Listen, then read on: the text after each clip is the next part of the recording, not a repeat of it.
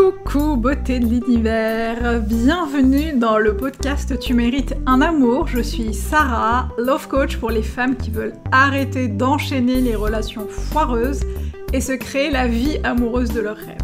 Chaque semaine dans ce podcast, j'aborde avec toi plusieurs sujets afin de t'accompagner à transformer ta vie de femme. Je partagerai avec toi mes conseils et astuces ainsi que mon expérience de coach afin que tu puisses toi aussi devenir la femme que tu as toujours voulu être. Alors installe-toi confortablement et c'est parti pour un nouvel épisode de Tu mérites un amour. Coucou beauté de l'univers, j'espère que tu vas bien, je suis ravie de te retrouver pour ce nouvel épisode du podcast Tu mérites un amour. Et aujourd'hui, on va évoquer ensemble 5 signes qui montrent que ce n'est pas la bonne personne pour toi.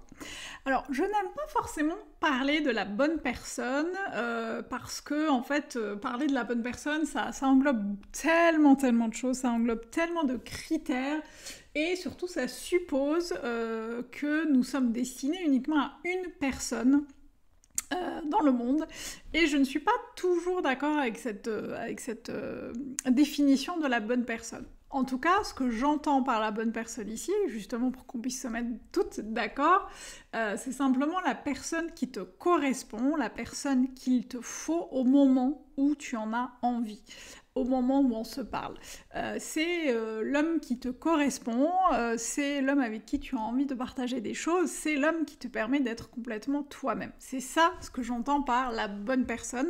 Donc voilà, je voulais poser le contexte avant qu'on commence et pourquoi j'ai envie de te parler de ça et d'évoquer avec toi les 5 signes qui montrent que ce n'est pas forcément l'homme qui te convient, c'est qu'en fait c'est quelque chose avec lequel... c'est un sujet sur lequel j'échange pas mal en séance, en coaching ou avec mes beautés de l'univers sur Instagram et souvent j'ai des femmes qui me disent je sais pas trop si c'est le bon. Comment savoir si c'est le bon? Comment savoir si c'est la bonne personne? Et encore une fois, la bonne personne pour moi, c'est simplement celui qui nous correspond au moment où on a envie d'être avec lui, c'est celui qui correspond à nos envies du moment, c'est celui qui veut nous permettre d'ajouter cette cerise sur le gâteau à notre vie actuelle et apporter des choses positives dans notre vie. Alors aujourd'hui, j'ai envie de partager avec toi 5 signes qui montrent clairement, c'est pas forcément l'homme avec qui tu as envie d'évoluer, l'homme ou la femme d'ailleurs avec qui tu as envie d'évoluer.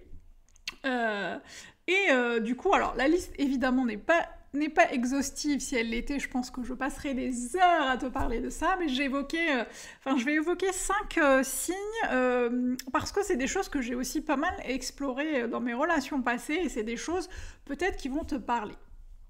Alors, la première chose qui pour moi montre que clairement tu n'es pas forcément avec quelqu'un qui te correspond, c'est que tu ne te vois pas forcément avec lui sur le long terme. Tu passes des super bons moments, vous passez des moments super agréables, vous partagez pas mal de moments de qualité, t'es super heureuse avec lui sur le moment.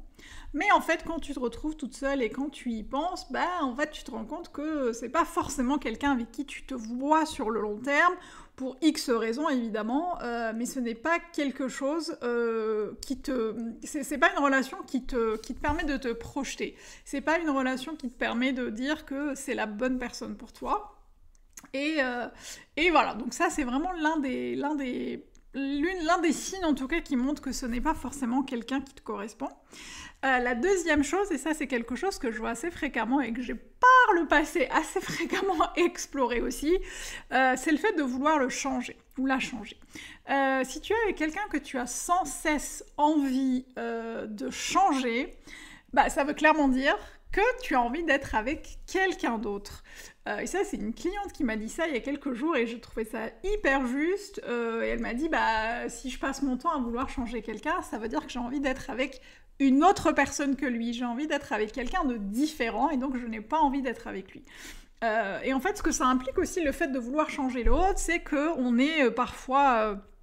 on tombe en fait parfois amoureuse du potentiel en se disant ça a l'air pas mal cette relation, il a l'air sympa, il a l'air gentil, mais du coup ça serait encore mieux s'il changeait ça. Ça serait encore mieux si il changeait ce trait de caractère, il changeait ça dans son comportement, etc., etc. Et en fait, le fait de vouloir changer régulièrement une personne, bah, c'est simplement qu'on ne l'accepte pas telle qu'elle est, et qu'en fait, on n'est pas forcément destiné à être avec elle.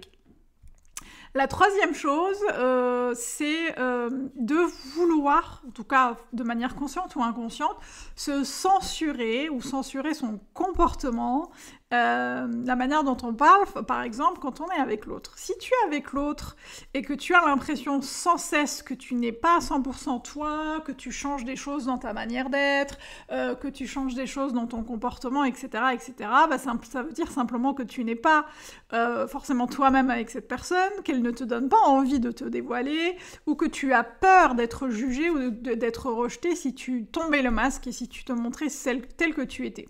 Ça, c'est quelque chose que j'ai vécu une fois, et c'est d'ailleurs l'une de mes amies qui me l'a fait remarquer. Évidemment, moi j'étais dans le déni total à ce moment-là, et elle m'a dit, parce qu'en fait on était sortis ensemble et avec l'homme que je datais à l'époque, et elle m'avait dit après, mais c'est bizarre Sarah, je te reconnais pas quand t'es avec lui, tu es différente. Et je lui ai dit, mais comment ça différente?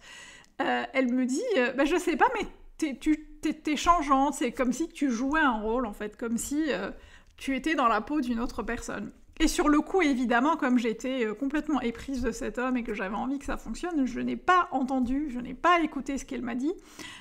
Et aujourd'hui, évidemment, avec le recul, je vois très bien ce qu'elle voulait dire, et clairement, j'étais pas complètement moi-même, j'avais envie d'être aimée, j'avais envie d'être acceptée, j'avais envie d'être aimable et désirable, et donc je façonnais en fait ma manière d'être en fonction de ce que je pensais qu'il voulait. Et ça, c'est un risque parce qu'en fait, c'est quelque chose qui te permet, enfin en tout cas qui t'empêche d'être complètement aligné avec toi-même et de ne pas être à 100% qui tu es, de ne pas juste kiffer la relation et en fait ça te permet, en tout cas ça t'empêche d'être complètement spontané. Ça, je trouve que ça enlève pas mal de la spontanéité. Ensuite, le quatrième point qui, pour moi en tout cas, montre que c'est clairement pas celui ou celle qui te correspond, c'est qu'en fait, vous êtes complètement pas aligné. Ce que j'entends par pas aligné, c'est que vous êtes pas mal en désaccord sur des choses très fondamentales pour toi, sur tes valeurs, sur tes besoins. Je pense notamment, par exemple, à une certaine incompatibilité émotionnelle, une certaine incompatibilité sexuelle, une certaine incompatibilité sociale. Enfin, il y a plein de choses sur lesquelles vous n'êtes pas alignés. Et pourtant, bah, tu restes dans cette relation parce que tu penses qu'il pourrait éventuellement un jour peut-être te correspondre. Et pour moi, c'est important d'aller regarder un petit peu ce que ça implique pour toi, en fait, cette relation.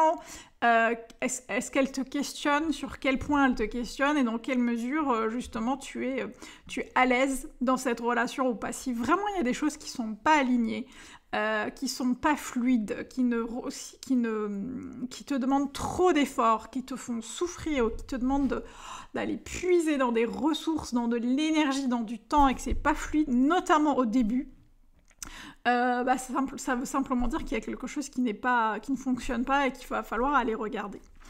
La dernière chose, et j'allais dire la plus évidente, mais pas tant que ça, parce qu'on ne s'écoute pas toujours, eh bien c'est simplement en fait que tu le sais. Tout simplement, tu le sais, et c'est quelque chose c'est ton intuition qui te parle, c'est ton instinct qui te parle, et tu ne l'écoutes pas forcément. En fait, quand on rencontre quelqu'un, notamment au début de la relation amoureuse, il y a notre intuition en fait qui va tout de suite nous dire, notamment via notre corps, bah, si on a envie d'être avec cette personne ou pas, ce que ça suscite en nous, notamment en termes d'émotions, au niveau de notre corps, en termes de vibrations, en termes de sensations. Et pour parler de mon expérience, je sais que pendant très longtemps, j'ai confondu peur et intuition. Et donc du coup, à chaque fois, je me disais... Non, mais c'est juste que tu as peur de souffrir, du coup tu vas lui donner une chance. Et je confondais ça avec le fait simplement que mon intuition me disait bah ce n'est pas forcément celui qui te correspond, c'est pas la peine d'aller creuser, c'est pas la peine d'aller plus loin.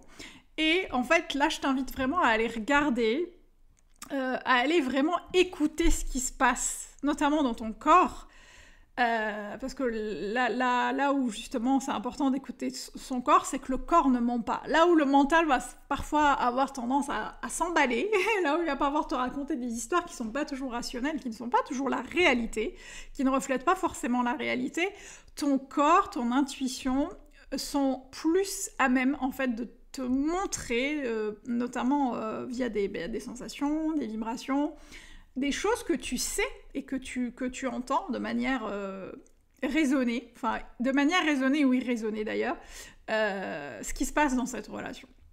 Et pour moi, c'est important en fait d'écouter ce truc qui te dit ben non, en vrai tu sais. Et ce en vrai tu sais, pour moi c'est vraiment une mine d'or et c'est hyper important de l'écouter au lieu de se dire tout le temps non, mais si je lui donnais une chance, qu'est-ce que ça ferait? Et si je lui donnais encore quelques semaines? Et si je lui donnais encore quelques jours? Et si je donnais une chance à cette relation? Allez plutôt creuser dans le qu'est-ce que je ressens? C'est quoi ma priorité aujourd'hui? C'est quoi mes valeurs? Avec qui j'ai envie de m'entourer? Qu'est-ce que j'ai envie de ressentir dans une relation? Et est-ce que c'est quelque chose que je ressens aujourd'hui? Et si la réponse est non, eh bien ça veut dire qu'il est temps de s'asseoir et de se poser les bonnes questions pour pouvoir avoir les bonnes réponses. Voilà, nous avons balayé les 5 signes qui pour moi bien prouvent que tu n'es pas forcément dans une relation qui te correspond. Alors, la première, je le disais, je répète, hein, le top 5, donc la première, c'est que tu ne te vois pas, tu te projettes pas avec lui, tu n'as pas forcément envie d'être avec lui sur le long terme. La deuxième chose, c'est que tu as envie de le changer tout le temps.